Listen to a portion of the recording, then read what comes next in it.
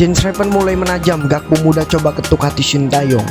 Ada lagi nih pemain diaspora yang berharap dipantau oleh PSSI. Hari ini Sintayong akan terima Golden Visa dari Presiden Joko Widodo. Kondisi tak ideal, 3 pemain abort timnas Indonesia yang tetap babak ketiga kualifikasi Piala Dunia 2026 zona Asia. Selengkapnya hanya di Region Champion. Sebelum kita lanjut ke beritanya, ada baiknya teman-teman untuk memberikan like-nya ke video ini, karena like itu gratis. Terima kasih.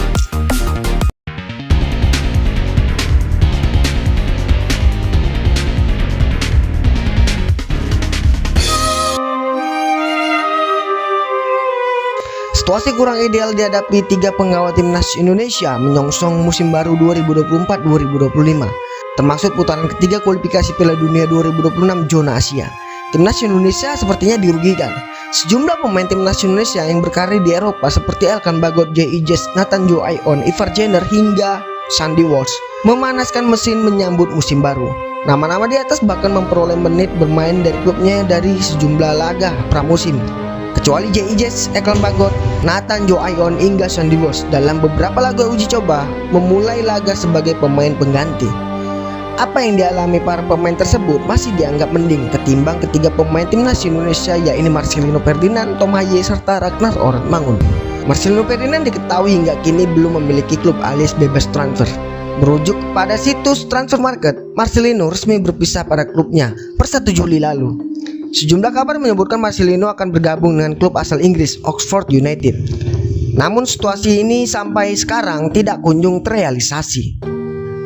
Itu pun situasi serupa juga dirasakan oleh Haye. Maestro lini tengah pemain timnas Indonesia ini berstatus tanpa klub setelah tak perpanjang kontrak dengan klubnya, yaitu SC Heerenveen. Beberapa isu yang beredar, AS Alkmaar menjadi pelabuhan baru bagi pemain yang sempat berkarir di Italia bersama Lisi. Sayangnya hingga detik ini tak ada pengumuman resmi dari klub itu dan juga Tom Haye.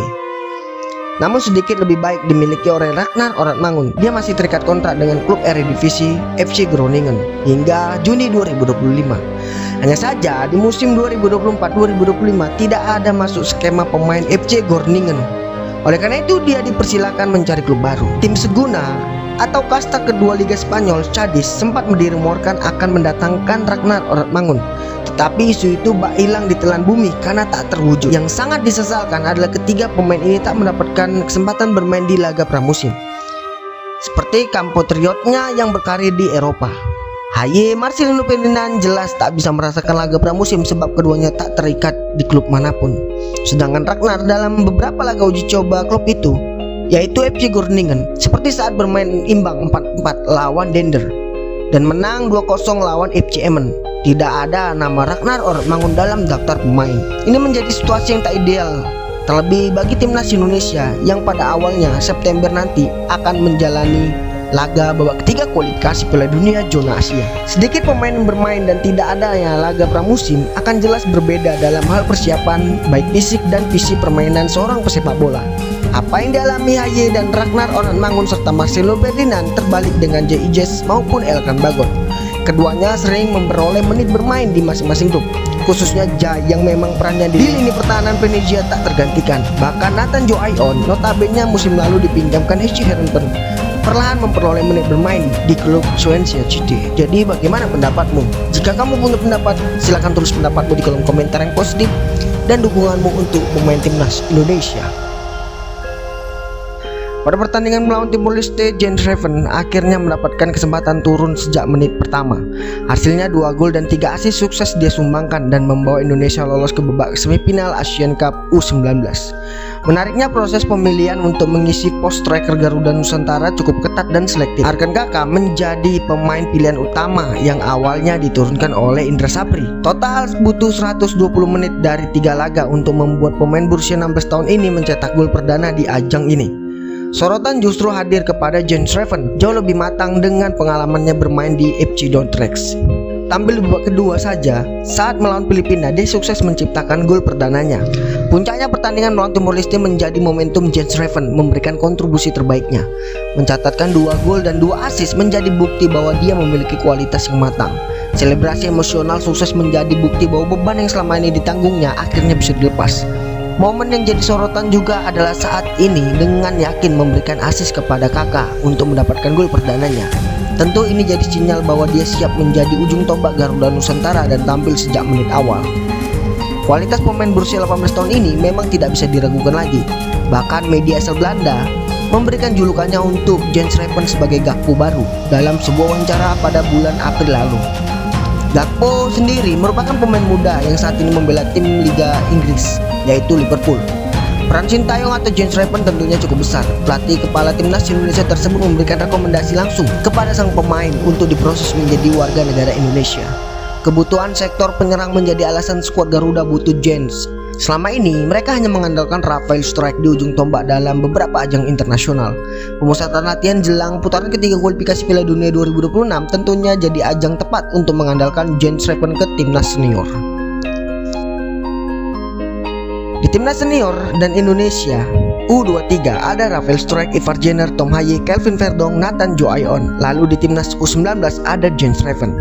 Kini jika nasib baik berpihak pada Demian, juga akan segera memperkuat timnas Indonesia. Nama Demian belakangan kembali kerap disebut-sebut karena pemain yang masih berusia 17 tahun itu berminat menjadi warga negara Indonesia dan bersiap membela timnas Indonesia via program naturalisasi. Demian memenuhi semua syarat sebagai pemain bertahan. Selain memiliki postur menjulang hingga 190 cm, pemain campuran Indonesia Palembang ini juga punya naluri menyerang serta punya visi pemain yang sangat baik.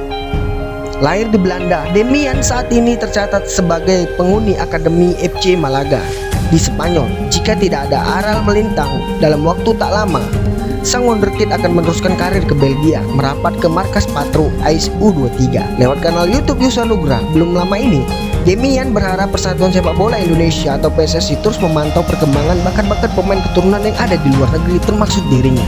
Ia pun berujar, semoga Indonesia bisa terus mencari bakat yang luar biasa untuk membela Indonesia, kata Demian. Demian, aku yakin kehadiran pemain keturunan yang berkualitas pastinya membuat timnas Indonesia semakin kuat dan tak menutup kemungkinan bisa menembus final Piala Dunia 2026. Ya, kehadiran Rafael Struijk dan sejumlah pemain naturalisasi dalam 2 tahun terakhir terbukti mampu mendongkrak performa timnas Indonesia di pentas internasional. Setidaknya ada 3 pencapaian spektakuler yang ditorehkan. Pertama, oleh tim asuhan Sintayong, yaitu lolos ke babak 16 besar Piala Asia 2023, dan kedua, melaju semifinal Piala Asia U23 2024. Terakhir, timnas Indonesia juga melangkah ke putaran ketiga kualifikasi Piala Dunia 2026 zona Asia. Berada di grup C, Indonesia akan memulai perjuangan pada 5 September mendatang melawan Arab Saudi.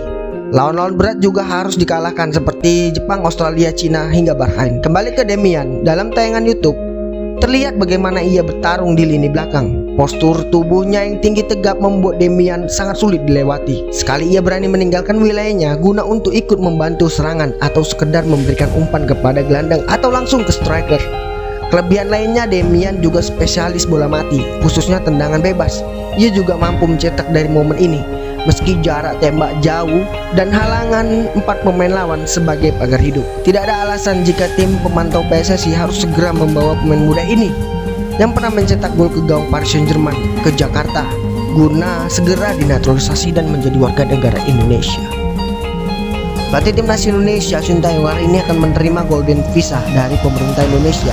Penyerahan Golden Visa untuk pelatih kebangsaan Korea Selatan itu akan dilakukan langsung oleh Presiden Joko Widodo. Golden Visa merupakan produk keimigrasian yang kemungkinan warga negara asing untuk masuk dan tinggal Indonesia dalam jangka waktu 5 hingga 10 tahun. Pemegang Golden Visa akan memiliki manfaat berbeda dengan pemegang visa umumnya. Salah satunya prosedur dan persyaratan permohonan visa dan urusan imigrasi lebih mudah dan cepat. Mobilitas dengan multi entries, jangka waktu tinggal lebih lama, hak untuk memiliki aset di dalam negara, serta menjadi jalur fast track untuk pengajuan warga negara. Pemerintah resmi memperlakukan Golden Visa untuk warga negara asing di Indonesia sejak 2023 lalu. Aturan soal Golden Visa disebutkan dalam Peraturan Menteri Hukum dan HAM Nomor 22 Tahun 2023 mengenai izin dan visa serta tinggal, Peraturan Menteri Keuangan Nomor 82 Tahun 2023. Pemerintah Indonesia mengeluarkan Golden Visa ini ditunjukkan bagi orang asing yang berkualitas yang bermanfaat bagi perekonomian dan kepentingan negara. Dalam pasal 184 Permenkumham Nomor 22 Tahun 2023 dijelaskan Golden Visa merupakan kelompokan terhadap visa tinggal terbatas, izin tinggal terbatas, izin tetap tinggal, dan izin masuk kembali untuk jangka waktu yang tak tertentu. Visa ini diberikan untuk WNA yang melakukan kegiatan penanaman modal, penyatuan keluarga, repatriasi, dan rumah kedua. Dalam pasal 185 disebutkan Golden Visa ini memiliki jangka waktu 10 hingga 5 tahun.